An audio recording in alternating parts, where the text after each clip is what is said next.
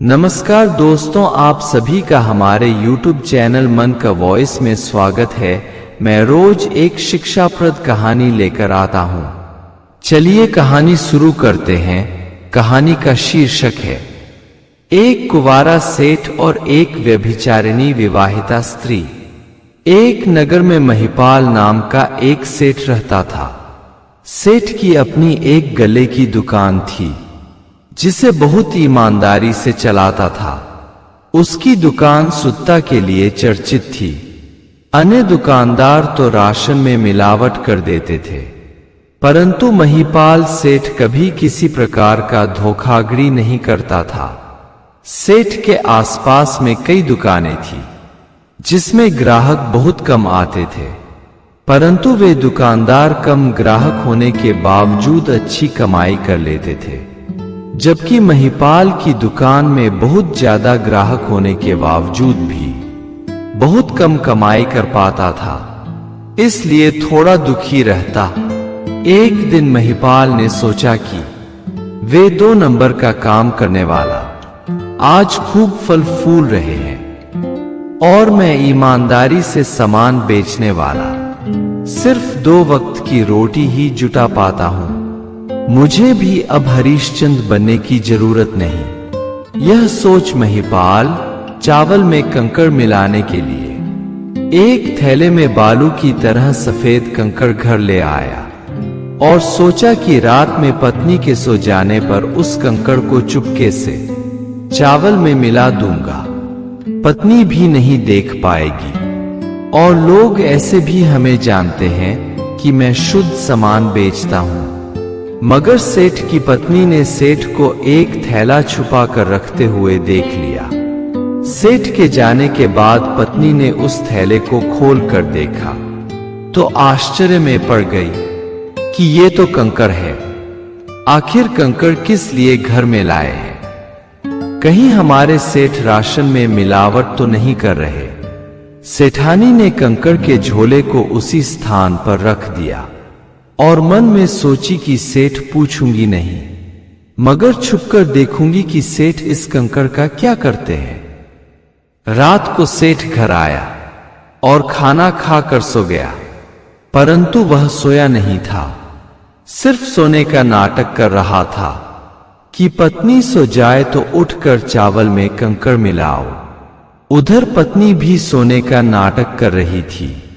वह देखना चाहती थी कि सेठ उस कंकड़ क्या करता है। इस तरह आधी रात बीत गई। सेठ को विश्वास हो गया कि पत्नी सो गई है, तो उठा और चावल में कंकड़ मिलाने चला। मगर जो ही चावल में कंकड़ डालना चाहा, किसी ने उसका हाथ पकड़ लिया। वह उसकी पत्नी थी। सेठ ने देखा कि उसकी पत्नी है और उसे गलत करते रंगे हाथों पकड़ ली है। अब उसे कोई जवाब नहीं सूझ रहा था, तो पत्नी ने ही कहा कि आप ये क्या करने चले थे? आप ईमानदारी और शुद्धता का मिसाल समझे जाते हो। आखिर ईमानदारी से जीने में हमें क्या कमी आ पड़ी थी कि धोखाधड़ी करने चले थे? क्या कभी हमने आपसे आभूषण, नई साड़ी या अच्छे भोजन की मांग की थी? हमने कभी आपकी गरीबी की उलाहना दिया था कि आप गरीब हो? अरे हमें तो ईमानदारी का अनमोल हीरा पा गई थी। उसके बाद हमें किसी चीज की जरूरत ही नहीं थी, परंतु आज मेरे भरोसे को आपने तोड़ दिया। सेठ बहुत शर्मिंदा हुआ। वह अपनी पत्नी के आगे कान पकड़ा कि अब जिंदगी में ऐसी गलती नहीं करूंगा। मैंने तो तुम्हारी सुविधा के लिए ही यह गलत काम करने जा रहा था, परंतु आज मुझे पता चला कि तुम तो मुझसे कहीं ज्यादा समझदार हो, ईमानदार और नेक दिल हो। अब मुझे क्षमा कर दो। पत्नी बोली, अब मुझसे माफी मांग, मुझे पाप का भागी मत बनाओ। आप मेरे पति हो, जैसे भी हो मेरे लिए मेरे देवता हो। इस प्रकार सेठ अपना विचार बदल लिया। उस समय सेठानी गर्भवती थी। उसे अपने पति का बदलाव उसे बहुत अच्छा लगा, क्योंकि माना जाता है कि गर्भावस्था में स्त्री जिस प्रकार का विचार अपने मन में लाती है, उसके गर्भ में पल रहा बच्चा उसी तरह का हो जाता है। तो सेठानी ने अपने पति को ही आदर्श माना था, उसका ही ख्याल मन में लाती थी। समयानुसार 9 माह बाद सेठ के घर एक सुंदर पुत्र का जन्म हुआ। सेठ ने उसका नाम नवरत्न रखा। सेठ के घर खुशियों से भर गया। पति पत्नी बहुत खुश थे। इस प्रकार समय गुजरने लगा। उनका बच्चा 5 साल का हो गया, लेकिन बच्चे के भाग्य में और आगे मां की ममता का सुख नहीं लिखा था। सेठानी बीमार पड़ गई और मर गई। सेठ बहुत दुखी हुआ, परंतु बच्चे का मुंह देख गम भूलने की कोशिश करने लगा। उसे विवाह के लिए कई रिश्ते आए। उसके ससुराल से भी साली का ऑफर मिला था, परंतु सेठ ने विवाह नहीं किया। उसे डर था कि सौतेली मां बच्चे को बहुत कष्ट पहुंचाएगी और मैं काम के बस होकर नई पत्नी के गलतियों पर उसे कुछ नहीं कह पाऊंगा।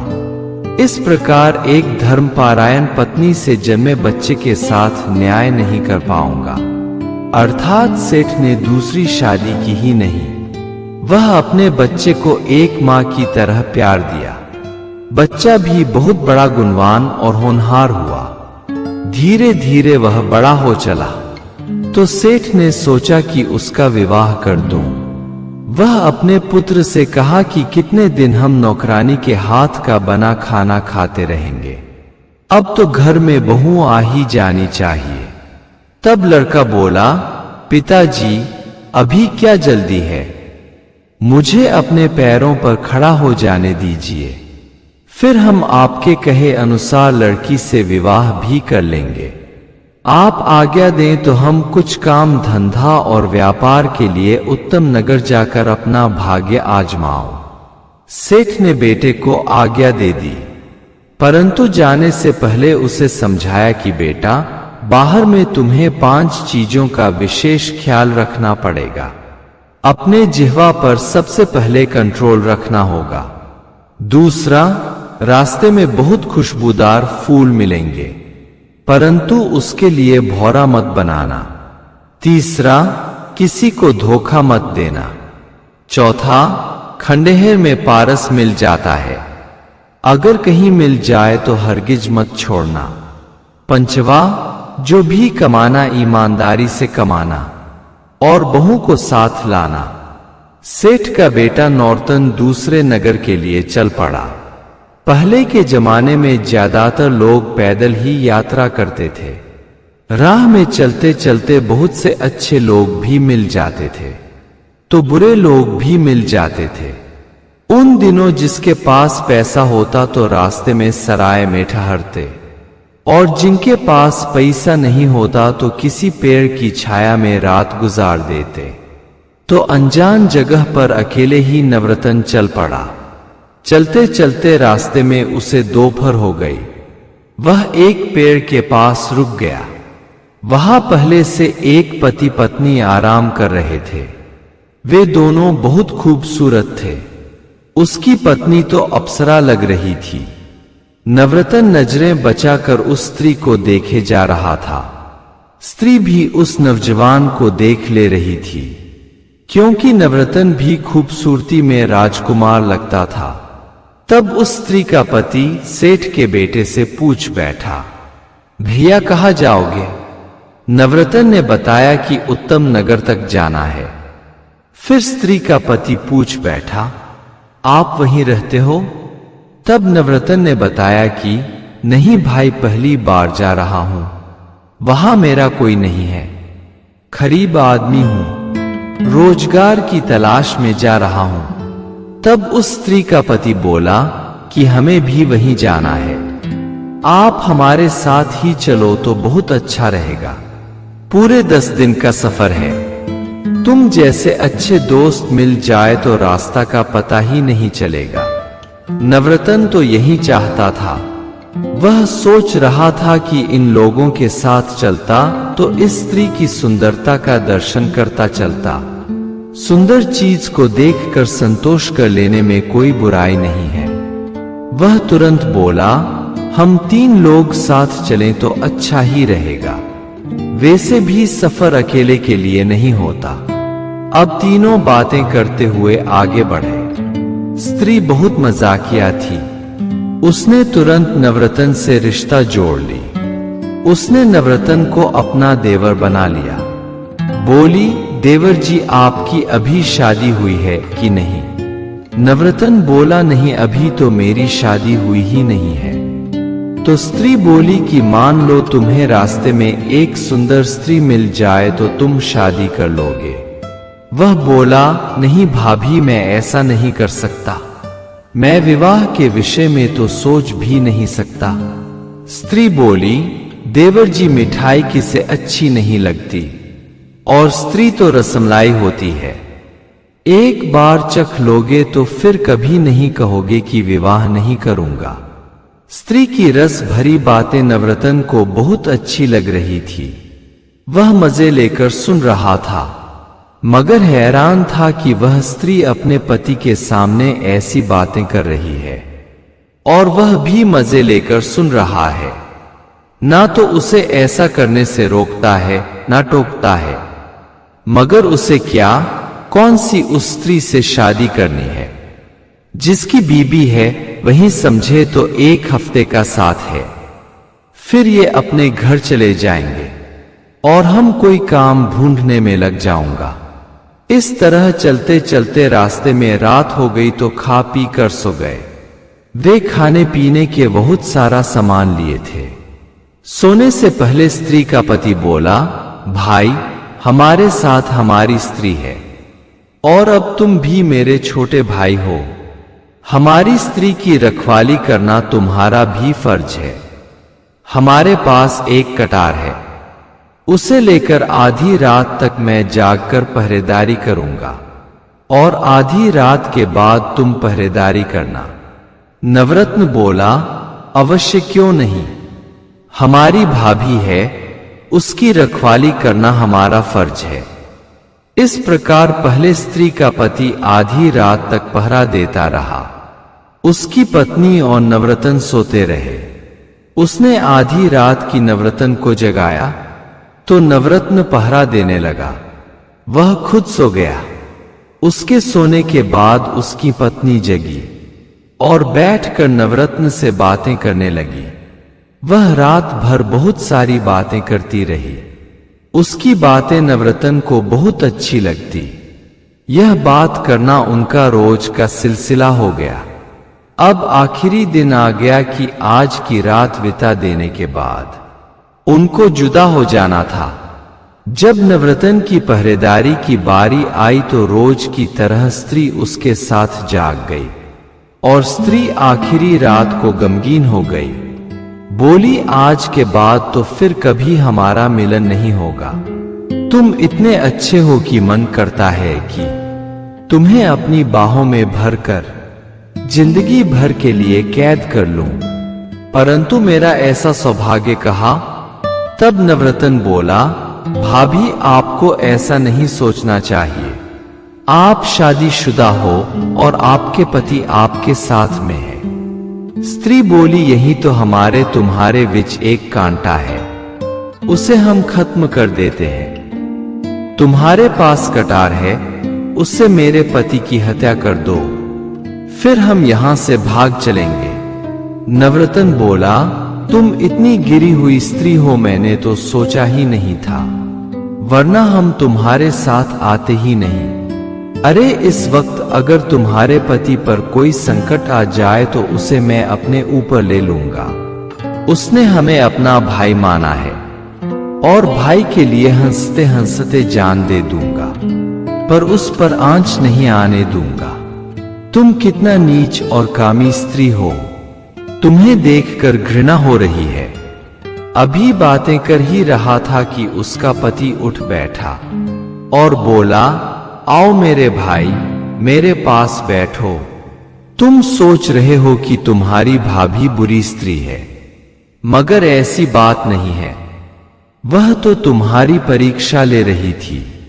दरअसल इसने तुम्हें अपनी बहन के लिए पसंद कर लिया है। इसकी बहन इससे भी बहुत सुंदर है, तो बहन को कहीं बुरा पति ना मिल जाए इसलिए तुम्हारी परीक्षा ले रही थी। इसने 10 दिनों में हर तरह से तुम्हें जांचा परखा है। तुम इसके परीक्षा में पास हुए हो। अब तुम्हें ना तो कहीं काम ढूंढने की जरूरत है, ना नौकरी की। मेरी पत्नी उत्तम नगर के सबसे बड़े सेठ गिरधारी लाल की बेटी है। ये 2 बहनें हैं। गिरधारी लाल का कोई बेटा नहीं है, तो सारी संपत्ति की देख रेख अब हमें ही करनी है। सब बातें सुनकर नवरत्न बोला, भाभी हमें माफ कर देना। अनजाने में तुम्हें पता नहीं क्या क्या बोल गया। मुझे क्या पता था कि तुम सचमुच मुझे रसमलाई खिला दोगी। मुझे तुम्हारा हर फैसला मंजूर है, क्योंकि तुम मेरे लिए मां की तरह हो। स्त्री बोली, देवर जी अब तो बात पक्की हो गई। आप अभी से मान लो कि मेरे बहनोई बन गए। अब अपने पिता को भी यहीं बुलावा लो, परंतु मेरे विषय में आपको कोई गलतफहमी ना हो। एक कहानी सुनाती हूं, ध्यान से सुनना। एक नगर में एक धोबिन रहती थी। वह अपने पति के साथ नगर के कपड़े धोती, फिर उसे घर घर पहुंचाती। वह हर किसी से बड़े प्रेम से और हंस हंस कर बातें करती। वह बहुत मुहफ्फट भी थी। वह नगर के छोरों छोरियों से खूब मजाक करती। उसके पास पड़ोस में बसी औरतें चालबाज समझती थी। उन्हें उसके चरित्र पर शंका होती, क्योंकि वह जब नगर में कपड़े देकर लौटती तो काफी रात हो चुकी होती और वह नवयुवकों के साथ हंसते बातें करते लौटती। धीरे धीरे उसके बदनामी के चर्चे गली गली होने लगी। यह खबर धोबी तक भी पहुंची तो वह अपनी पत्नी पर बहुत नाराज हुआ। उसने अपनी पत्नी से कहा कि तुम्हारे कदम बहक रहे हैं, तुम मुझे बदनाम करा रही हो। तुम्हें अपनी नहीं तो मेरे इज्जत का ख्याल करना चाहिए। धोबी का नाम मोती था, जबकि धोबिन का नाम द्रौपदी था। तो धोबी उससे कहा कि तुम अपने नाम के अनुसार ही काम कर रही हो। अगर आज रात करके घर आई तो मैं तुम्हें घर के अंदर कदम रखने नहीं दूंगा। वह कपड़े लेकर नगर में गई, परंतु पुराने कपड़े इकट्ठा करते और साफ कपड़े बांटते उसे रात हो गई। वह रात को एक नवयुवक के साथ हंसते बातें करते घर आई तो धोबी आग बबूला हो गया। वह बोला, अब किस लिए मेरे घर आई हो? तुम्हें तो उस नवयुवक के साथ ही चले जाना चाहिए था। तब धोबिन बोली, आपको मेरे बारे में गलत नहीं सोचना चाहिए। कपड़े लेकर नगर में जाती हूँ, पुराने कपड़े इकट्ठा करती हूँ, फिर धोए हुए कपड़े बांटती हूँ। यह सब करने में मुझे रात हो जाती है। नगर से काम कर लौट रहे लोगों के पीछे पीछे चली आती हूँ। मैं आपके सिवा किसी नवयुवक को नहीं जानती। फिर कभी आप मुझ पर गलत आरोप लगाएगा तो मैं अपनी जान दे दूंगी। धोबी बोला, तो देर क्यों कर रही हो? तुम्हें जान दे ही देने चाहिए। कम से कम रोज रोज की बदनामी से पीछा तो छूटे। दिन भर की थकी हारी धोबिन ने एक घूंट पानी भी नहीं पिया था। वह रात के अंधेरे में घर से निकल गई। वह नदी किनारे धोबी घाट पहुंच गई। वह सोचने लगी, मुझे अब अपना जीवन लीला समाप्त कर लेने चाहिए। वह छलांग लगाने वाली ही थी कि एक नवयुवक ने उसे पकड़ लिया। धोबिन ने देखा कि ये तो वही नवयुवक है जो मेरे साथ रात में बातें करते हुए घर तक आता है। तब धोबिन बोली, तुम्हारे कारण मुझे बहुत बदनामी झेलनी पड़ रही है और तुम मेरा पीछा करते यहां तक आ पहुंचे। तुम मेरा पीछा छोड़ो और मुझे मर जाने दो। तब नवयुवक बोला, बहन, मैं जल्दी किसी का पीछा नहीं करता और जिसका पीछा करता हूं उसका साथ कभी नहीं छोड़ता। धोबिन बोली, नवयुवक, मैं अपने पति के अलावा किसी को नहीं चाहती। तब नवयुवक बोला, तुम्हारी यही अदा तो मुझे भा गई है। तुम मेरे तरफ से निफिक्र रहो, क्योंकि मैंने तुम्हें अपनी बहन माना है और बहन की रक्षा करना मेरा फर्ज है। धोबिन नवयुवक के कंधे पर सिर रखकर रोने लगी। तब नवयुवक बोला, रो मत मेरी बहन, जो होता है भले के लिए होता है। एक दिन तुम्हारा पति भी तुमसे मिलेगा, और जो लोग तुम्हें बदचलन व्यभिचारिणी कह रहे हैं वे तुम्हारी पूजा करेंगे। तू इस वक्त मेरे साथ चल, यहां से 3 कोस दूर जंगल के अंदर एक महात्मा रहते हैं। तू वहीं कुछ दिन विश्राम कर, साल के अंत में तुम्हारे अच्छे दिन लौट आएंगे। धोबिन नवयुवक के साथ जंगल में चली गई। जब महात्मा का आश्रम कुछ दूरी पर था, तब नवयुवक बोला कि बहन तुम महात्मा के आश्रम में चलो, पीछे से मैं आता हूं। धोबिन महात्मा के आश्रम में चली गई। महात्मा उस वक्त ध्यान मग्न बैठे थे। महात्मा ने आंखें खोली और बोले, आओ बेटी बैठो। सावरा नहीं आया। तब धोबिन बोली, महात्मन मेरे साथ एक नवयुवक आया था, वह कुछ ही देर में यहां आ जाएगा। तब महात्मा बोले, बेटी हमारे पुण्य अभी उतने नहीं हुए हैं कि वह मेरे पास आए, और तुम कितनी सौभाग्यशाली हो कि सावरा बहुत दिनों से तुम्हारे आगे पीछे घूमता है। यह सौभाग्य ऋषि मुनियों को भी नहीं मिलता, देवता तरस जाते हैं। बेटी वह कोई नवयुवक नहीं, साक्षात नारायण थे। उन्होंने तुमसे कुछ कहा? तब धोबिन ने बताया कि वह कह रहे थे कि साल के अंत तक तुम्हारे दुख के दिन खत्म हो जाएंगे और सौभाग्य के दिन शुरू हो जाएंगे, तब तक मैं यही रहूं। महात्मा बोले, बेटी तुम शौक से यहीं रहो, मुझे सावरा नहीं तो उसके भक्त के दर्शन तो होते रहेंगे। इस प्रकार धोबिन महात्मा के आश्रम में रहने लगी। उसे रहते हुए 8 महीने गुजर गए। तभी महात्मा के पास राजदरबार का मंत्री आया और महात्मा से बोला कि महात्मा जी, राजा के इकलौते पुत्र को विषैले सर्प ने काट लिया है और वह मर गया है, परंतु राजा को विश्वास ही नहीं हो रहा कि उसका पुत्र मर गया है। आप कोई यत्न करो। महात्मा मंत्री के साथ राजदरबार आए। वहां नगर के सारे स्त्री पुरुष इकट्ठा थे, क्योंकि राजा पर विपत्ति का समय था। महात्मा बोले, महाराज का पुत्र अभी भी जीवित हो सकता है। अगर कोई पतिव्रता स्त्री अपने सिर का बाल राजकुमार के मस्तक पर छुआ दे। बहुत सारे बड़े लोगों की स्त्रियां वहां इकट्ठा थी। कई स्त्रियों ने प्रयास किया, परंतु राजकुमार पर कोई असर नहीं हुआ। अब और कोई स्त्री राजकुमार के पास नहीं गई कि उसकी बदनामी हो जाएगी। तब महात्मा ने कहा कि मोती धोबी को मेरे आश्रम भेजो। वहां से वह अपनी पत्नी को लेकर यहां आए।